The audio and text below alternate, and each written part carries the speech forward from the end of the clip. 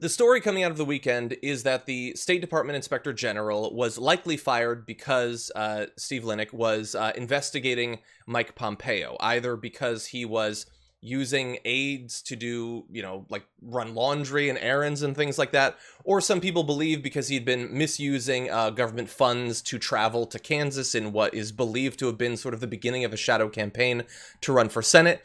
That is the overwhelming story, but there is one beginning today that might be worth a little bit of thought, and I saw this from Josh Lederman at NBC News tweeted, "Just in, two sources confirmed to me that State Department IG Linick was also investigating use of emergency declaration last year to sell arms to Saudis over objections of Congress. We found out also that aides for lawmakers serving in the House Foreign Affairs Committee tell the Washington Post's Greg Sargent that the investigation into the Saudi arms sale had been mostly completed, although there's no timetable for when the results would have been made public. Apparently, the State Department had been briefed on Linick's conclusions, and we don't know if it's directly tied to his firing.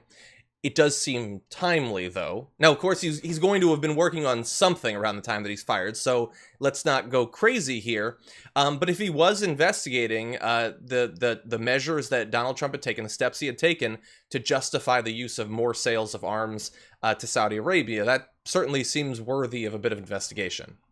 Yeah, I mean, getting someone to walk your dog, selling weapons to Saudi Arabia, tomato, yeah, I do. Look, the war in Yemen is not ghastly enough. I get it. Like, you just gotta speed it up, sell more weapons to Saudi Arabia. Of course, Pompeo was involved in that. Pompeo is, I mean, another loyalist who believes he's completely above the law. This guy, it's Christmas Day for Mike Pompeo.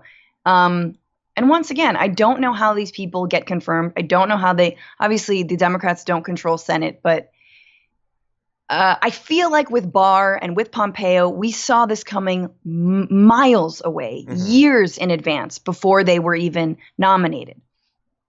Yeah, well, certainly in the case of Barr, Trump definitely did. I mean, Barr had that letter as an audition attacking the Mueller report. That was the only reason that he was put there to begin with. Pompeo, I think that Pompeo has done a pretty good job of appearing less insanely radical and partisan when he is an extremist. Right. And God only knows what he's getting up to in the State Department right now.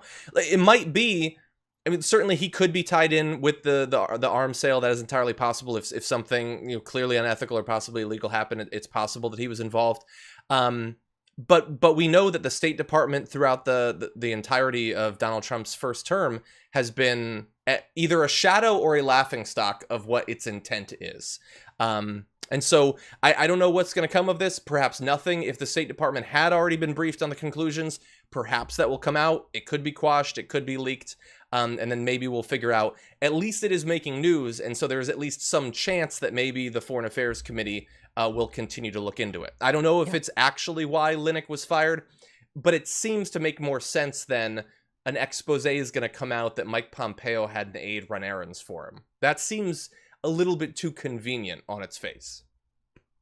I mean, I don't have any faith in the GOP anymore, but I do think on the issue of Saudi Arabia, there is some agreement, bipartisan agreement between Democrats and Republicans that we should not be writing blank checks to Saudi Arabia, the regular violator of human rights and kidnapper and murderer of a journalist, Washington Post journalist. So and it has been, it's inspired things like the war resolution actually being used for the first time around the war in Yemen, of course, which is again linked to Saudi Arabia. So I don't know. Potentially this is a bridge too far, but again, what is? Who knows?